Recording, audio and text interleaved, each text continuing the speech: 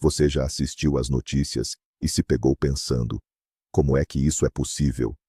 Um furacão que ceifa vidas, uma doença que leva um ente querido, uma guerra que destrói tudo em seu caminho.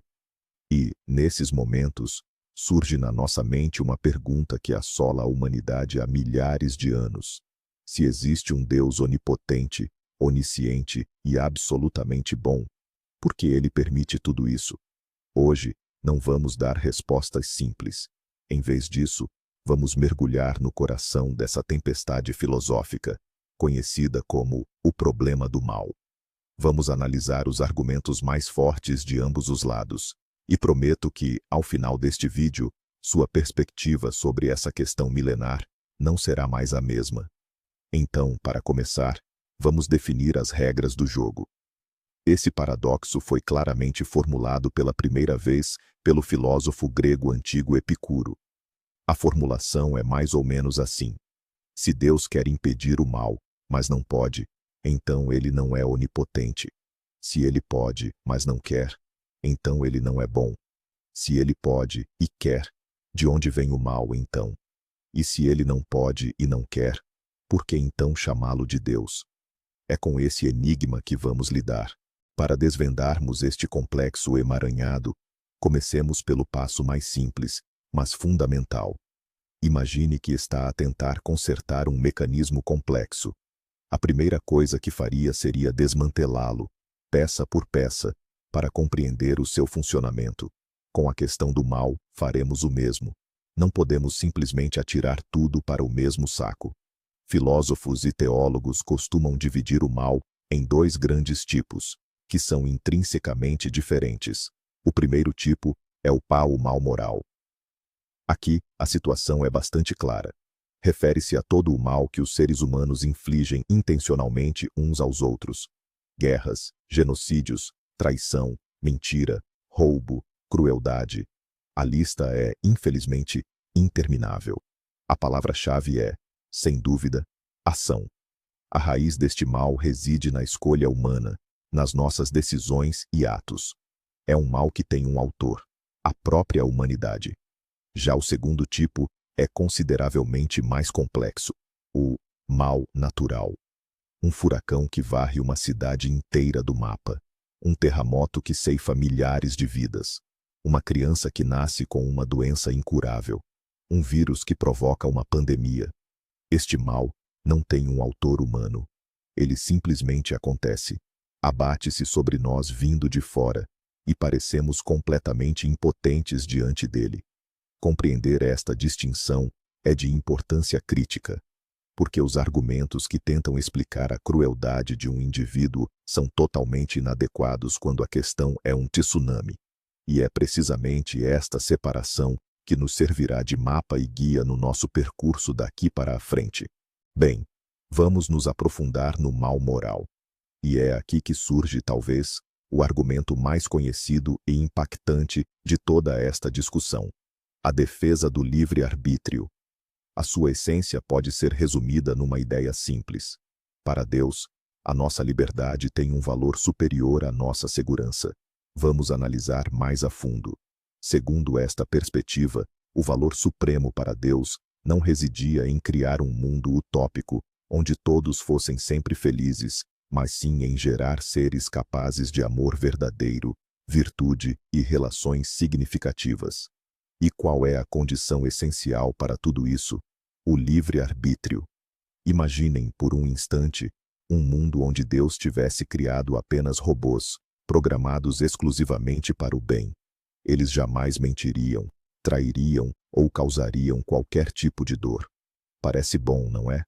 Mas o amor e a bondade deles não teriam qualquer valor intrínseco. Seriam meras linhas de código. Não se pode forçar o amor sincero. A sinceridade, essa, nasce apenas da liberdade. Ora, a verdadeira liberdade não se resume a escolher entre gelado de baunilha ou chocolate. É a capacidade de optar entre o bem e o mal. Se não houver a verdadeira possibilidade de escolher o mal, então a nossa escolha pelo bem não é uma escolha, mas uma predeterminação. O nosso sim perde todo o significado se não tivermos a liberdade de dizer não. Assim sendo, o mal moral não é algo que Deus tenha criado. É o custo terrível e trágico do nosso maior dom, o livre-arbítrio. Mas o que é a verdadeira liberdade sem a real possibilidade de pecar? Segundo esta perspectiva, a própria capacidade de cometer o mal é o preço inevitável de um mundo onde existe amor e bondade. Deus poderia intervir a qualquer momento e impedir o mal, mas ao fazê-lo, estaria a anular o seu próprio dom. Ele transformar-nos-ia de seres livres em meras marionetas. Claro, surge imediatamente uma questão muito capciosa. Por que não poderia um Deus todo-poderoso criar os seres humanos de modo que, pela sua livre e espontânea vontade, escolhessem sempre apenas o bem? Parece lógico. Contudo, os defensores deste argumento respondem que isso é logicamente impossível, como criar um círculo quadrado. Se o resultado da escolha é predeterminado, isto é, se temos a garantia de escolher o bem, então, isso já não é liberdade, mas sim uma ilusão muito convincente. É como carris disfarçados de estrada. Pode-se girar o volante, mas o comboio seguirá sempre o percurso predefinido. A verdadeira liberdade, dizem eles, exige riscos reais. E o mal moral é precisamente esse risco que se tornou realidade. Bem, o argumento do livre-arbítrio parece bastante sólido enquanto falamos sobre as ações humanas, mas sejamos honestos. Ele desmorona completamente assim que nos deparamos com o mal natural. O livre-arbítrio, de forma alguma, explica por que um vulcão de repente entra em erupção e incinera uma aldeia inteira. Não explica por que um tsunami ceifa a vida de dezenas de milhares de pessoas, incluindo bebês. E, muito menos, explica por que uma criança nasce com uma doença genética agonizante. Ninguém escolheu isso. Não há má-fé humana aqui. É apenas a força cega e implacável da natureza. E para tentar dar sentido a esse tipo de sofrimento, teólogos e filósofos trazem à cena outro argumento poderoso, e diga-se de passagem, bastante austero. É a ideia do chamado mundo que forja a alma. Imaginemos o nosso mundo não como um lar acolhedor, mas como um ginásio, ou até mesmo como um campo de treino militar rigoroso. Segundo esta perspectiva, o propósito principal da nossa existência aqui na Terra não é o conforto ou o prazer, mas sim o crescimento espiritual e o desenvolvimento da personalidade. Este mundo não é um resort paradisíaco, mas uma espécie de ginásio para a alma. Defensores desta ideia, como o filósofo John Hick, argumentam que as dificuldades, os desafios e até mesmo o sofrimento são condições indispensáveis para o nosso crescimento, para que possamos fortalecer-nos, aprender compaixão, coragem, paciência e empatia. Num mundo sem dor, não existiria compaixão. Num mundo sem perigos, não haveria coragem. Num mundo sem injustiças, não haveria luta pela verdade. Ou seja, todas estas coisas que nos parecem terríveis, desde doenças a catástrofes naturais, são, na verdade, os treinadores que moldam o nosso caráter. Elas arrancam-nos da zona de conforto e impulsionam-nos a ser melhores. Criam as condições ideais para que possamos manifestar as nossas melhores qualidades. Sem os desafios que o mal inerente à natureza nos impõe, seríamos, segundo esta teoria, meros seres infantis, incapazes de empatia ou de heroísmo. Imagine um mundo sem problemas. Ninguém jamais ficaria doente, sentiria fome ou enfrentaria perigos. Sem terremotos, sem vírus, sem dor. Nesse mundo absolutamente seguro e estéril, simplesmente não haveria espaço para virtudes como coragem, compaixão ou autossacrifício. Para que ser corajoso se nada te ameaça? Para que demonstrar compaixão se ninguém sofre? Nesse mundo, dizem os defensores dessa ideia, jamais nos tornaríamos quem deveríamos ser. Seria um mundo de crianças eternas, e não de personalidades maduras. Assim, o mal natural não é uma crueldade sem sentido. É o pano de fundo necessário no qual se desenrola o drama da nossa evolução espiritual. É uma ferramenta austera, mas eficaz, para a criação de almas. Ele nos impulsiona a ajudar uns aos outros depois de uma catástrofe, a cuidar dos doentes, a buscar medicamentos e a nos tornar mais fortes diante das adversidades. No entanto, mesmo aqui, os críticos não ficam em silêncio, e os seus argumentos soam muito convincentes. Eles levantam uma questão simples, mas profundamente incômoda. Será que o preço é justificável? Será que, para que um indivíduo desenvolva compaixão, é necessário que outro passe por tormentos insuportáveis? Tomemos o exemplo mais drástico, um bebê de 1 ano que morre de câncer. O que essa criança poderia aprender? Que virtudes poderia desenvolver? O seu sofrimento parece completamente desprovido de sentido e de propósito. Ou peguemos o Holocausto. Poderíamos, de fato, afirmar que milhões de pessoas torturadas serviram apenas como um treinamento para incutir coragem nos sobreviventes?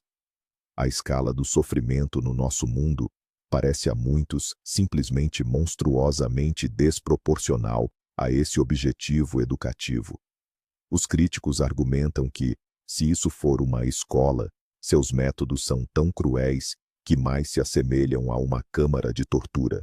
Eles afirmam que um Deus benevolente poderia ter encontrado formas mais humanas para a nossa formação espiritual.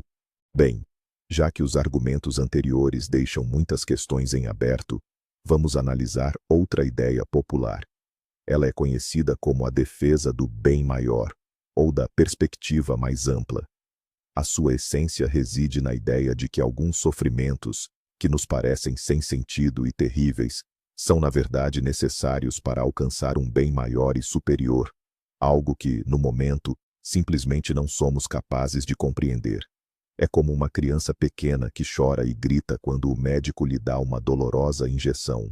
A criança vê apenas a dor e o medo naquele instante. Ela não compreende que essa injeção a salvará de uma doença grave no futuro. A sua perspectiva é demasiado limitada. Assim também nós, de acordo com esta teoria, vemos apenas um pequeno fragmento de um gigantesco mosaico universal. Vemos a dor, mas não a sua finalidade última. Deus, agindo como um médico sábio, vê o quadro completo e permite o mal no presente, porque ele faz parte de um plano grandioso e benevolente que, em última análise, levará ao melhor dos desfechos possíveis. O problema central dessa abordagem é a sua total impossibilidade de verificação. É como dizer, tenha paciência, talvez um dia, quem sabe, tudo fará sentido. Para quem sofre aqui e agora, isso é um consolo muito pálido.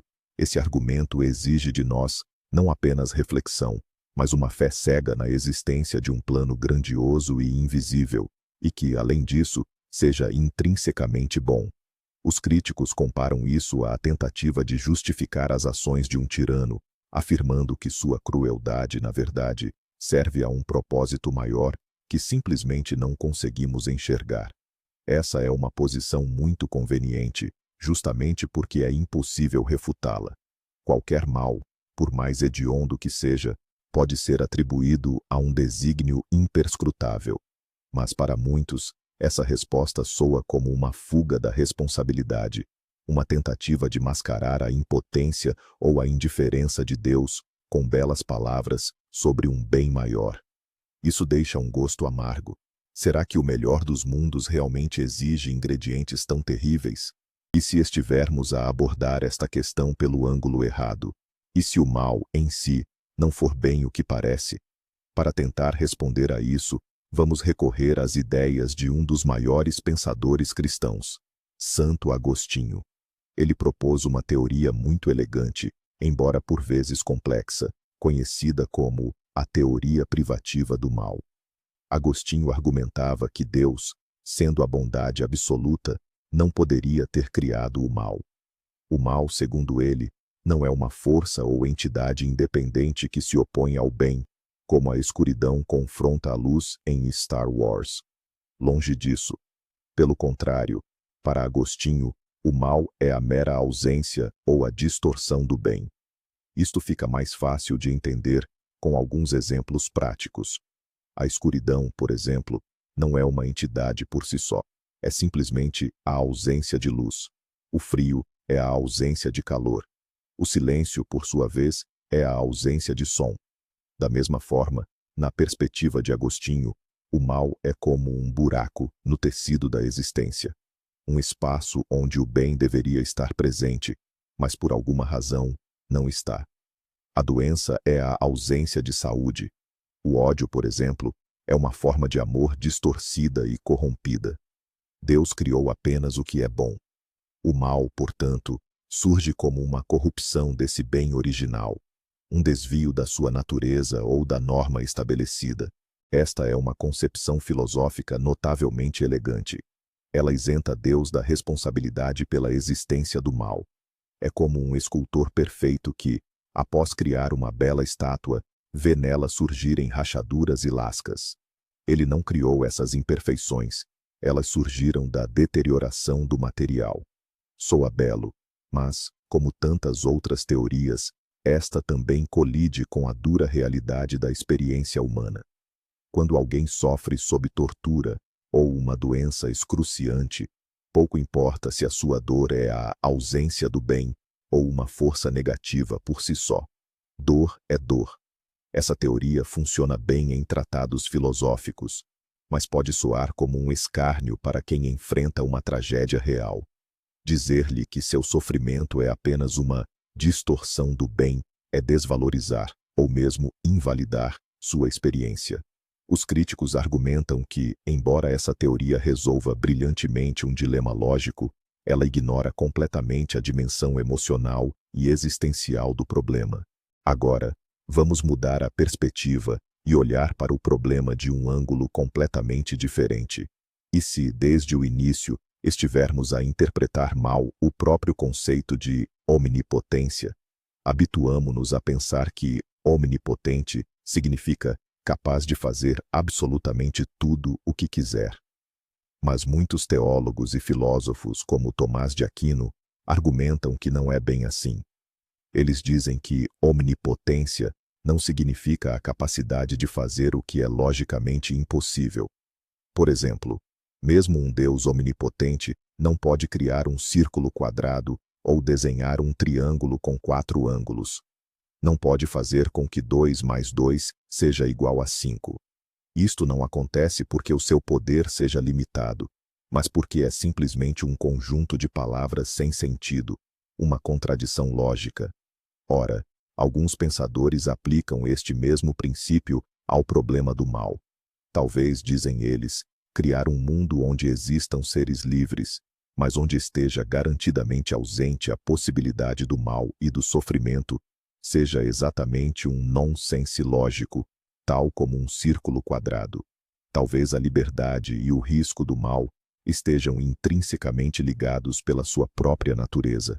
E Deus, ao criar um, inevitavelmente permitiu a possibilidade do outro, não porque ele não seja bom, mas porque de outro modo seria logicamente impossível.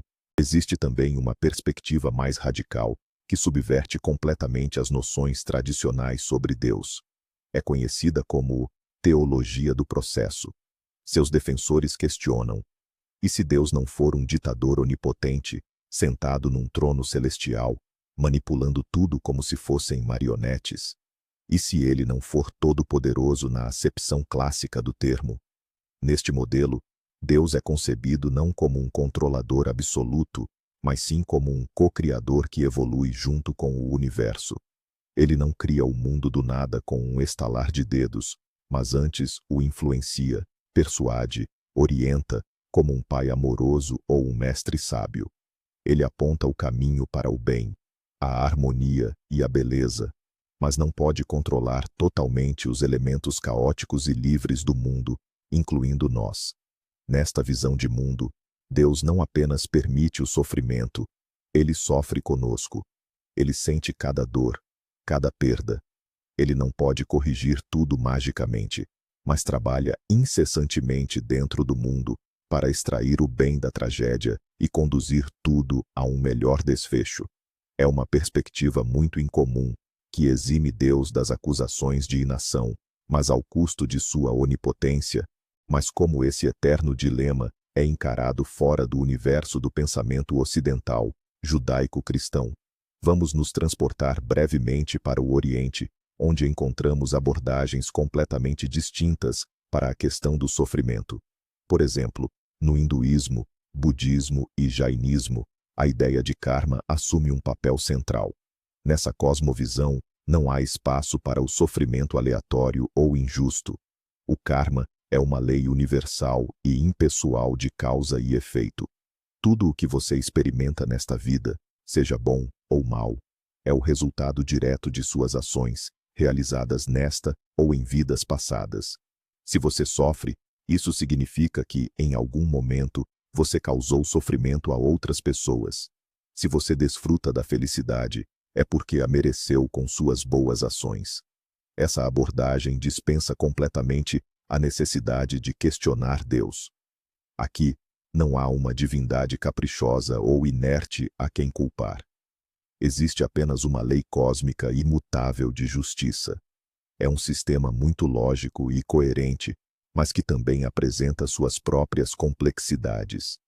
Ele pode levar ao fatalismo e à justificação da desigualdade social, pois se uma pessoa é pobre ou doente, entende-se que ela mesma é culpada disso devido ao seu karma passado. Por fim, há um último argumento, que, dependendo do seu ponto de vista, pode ser considerado tanto o ápice da sabedoria, quanto uma astuta manobra para fugir da resposta. É a ideia da incompreensibilidade dos desígnios de Deus. A sua essência é simples. Nós, com a nossa mente humana, tão diminuta e limitada, somos simplesmente incapazes de apreender os motivos, os planos e a própria natureza de um ser infinito e transcendente. Tentar julgar Deus a partir da nossa lógica e moralidade humanas é como uma formiga rastejando sobre uma tela de Rembrandt, que tentasse compreender toda a visão do artista, enxergando apenas uma minúscula pincelada. Nós vemos o sofrimento e o consideramos um mal sem sentido. Mas talvez, na imensa perspectiva da eternidade, esse sofrimento possua um sentido que nem sequer podemos conceber. Este argumento convida à humildade. Ele diz: confie, mesmo que não compreenda. Para muitos crentes, esta é a resposta mais honesta e a única possível. Mas para os céticos, soa como uma capitulação intelectual, uma renúncia à busca por explicações racionais e uma desculpa conveniente para qualquer tragédia. Juntos, navegamos por um labirinto de ideias. Livre-arbítrio, o sofrimento como uma escola para a alma, o bem maior, o mal como ausência do bem, karma, a incompreensibilidade de Deus. E a que conclusão chegamos? A conclusão é que nenhum desses argumentos, tomado isoladamente, oferece uma resposta exaustiva e totalmente satisfatória. Cada teoria resolve uma parte do quebra-cabeça, mas deixa lacunas profundas em outras áreas. A defesa do livre-arbítrio não explica o câncer. A ideia de um ginásio para a alma parece cruel quando se trata de bebês morrendo de fome. E é aqui talvez que reside a grande reviravolta. E se o problema do mal não for uma equação a ser resolvida? E se não for um enigma intelectual, mas um desafio existencial? Talvez esta questão nos tenha sido dada não para que nos sentemos a filosofar sobre Deus, mas para que, ao ver o sofrimento, nos levantemos e façamos algo. Talvez a resposta à pergunta, por que Deus permite isso, seja que Ele espera que sejamos nós a combater esse mal, com compaixão, ajuda, misericórdia e amor. Talvez a nossa reação ao mal seja parte da resposta de Deus. Em suma, o problema do mal permanece em aberto. É um diálogo eterno entre fé e dúvida, entre esperança e desespero. E o fato de não haver uma resposta simples é, talvez, o mais importante. Isso nos força a pensar, a sentir e, acima de tudo, a agir. Obrigado por terem percorrido este caminho complexo conosco. Se este vídeo fez vocês refletirem, por favor, deixem o seu like e inscrevam-se no canal para não perderem as nossas próximas explorações de temas complexos. E agora, uma pergunta para vocês. Qual desses argumentos parece mais convincente para vocês? Ou talvez considerem que a única resposta honesta é: eu não sei. Deixem a sua opinião nos comentários. Vamos discutir.